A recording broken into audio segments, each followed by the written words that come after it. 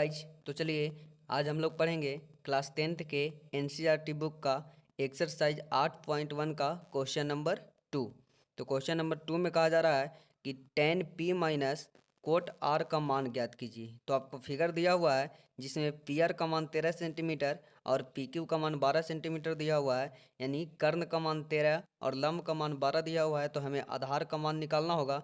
तो आधार स्क्वायर बराबर फॉर्मूला होता है कर्ण के स्क्वायर माइनस लंब के स्क्वायर।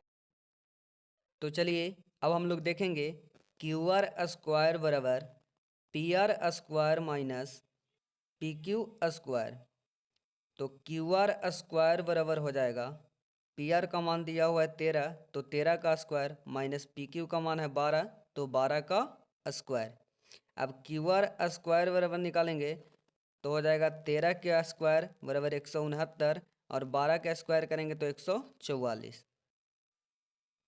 अब क्यू आर स्क्वायर बराबर होगा 169 में से 144 को जब माइनस करेंगे तो 25 बचेगा।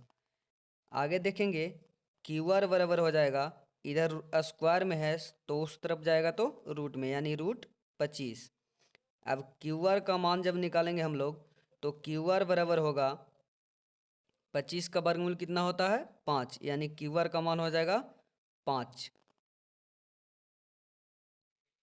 तो चलिए अब हमें tan p minus cot r का मान क्या होगा, यानी tan p minus cot r का मान निकालना है। तो देखेंगे tan p बराबर क्यू आर बटा P Q minus Q R बटा पी क्यू, क्योंकि tan थीटा का फॉर्मूला होता है लंब बटा आधार। तो जब p पर कोण बनेगा तो लंब हो जाएगा क्यू आर और आधार हो जाएगा पी क्यू। उसी तरह कोट आर का फॉर्मूला होता है आधार बटा लंब, तो इसका हो जाएगा क्यू आर बटा पी क्यू। आगे देखेंगे क्यू आर का मान 5 है और पी क्यू का मान 12, तो 5 बटा 12 माइनस 5 बटा 12, यानी जब 12 को एलसीएम लेंगे तो कितना हो जाएगा 5 माइनस 5 बटा 12, यानी 5 में से 5 को माइनस करेंगे तो 0 बटा 12, यानी आंसर हो जाएगा 0।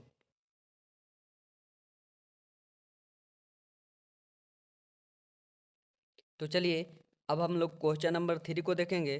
कहा जा रहा है यदि साइन ए बराबर 3/4 तो कोस ए और टेन ए का मान को ज्ञात कीजिए।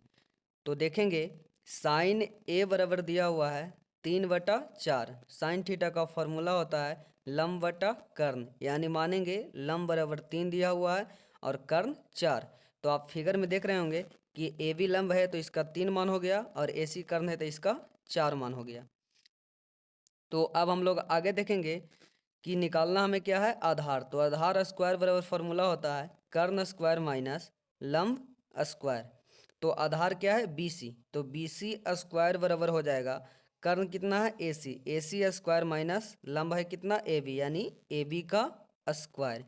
तो अब हम लोग बी सी स्क्वायर बराबर निकालेंगे तो ए सी का मान दिया हुआ है 4, तो 4 का स्क्वायर माइनस ए बी का मान है 3, तो 3 का स्क्वायर। अब आगे देखेंगे बी सी स्क्वायर बराबर 4 के स्क्वायर जब हम लोग करेंगे तो 4 चौके 16 माइनस 3 का स्क्वायर करेंगे तो 3 तिहाई 9।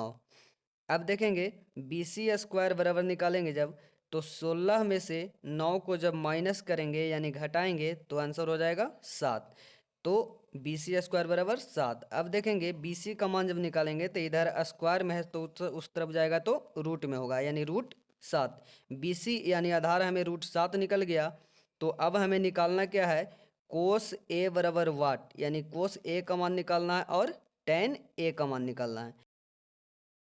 तो चलिए अब हम लोग कोस ए का मान निकालते हैं। तो कोस ए बराबर होगा ए बी बटा ए सी, ए बी का मान 3 और ए सी का मान 4, यानी 3/4 इसका आंसर होगा।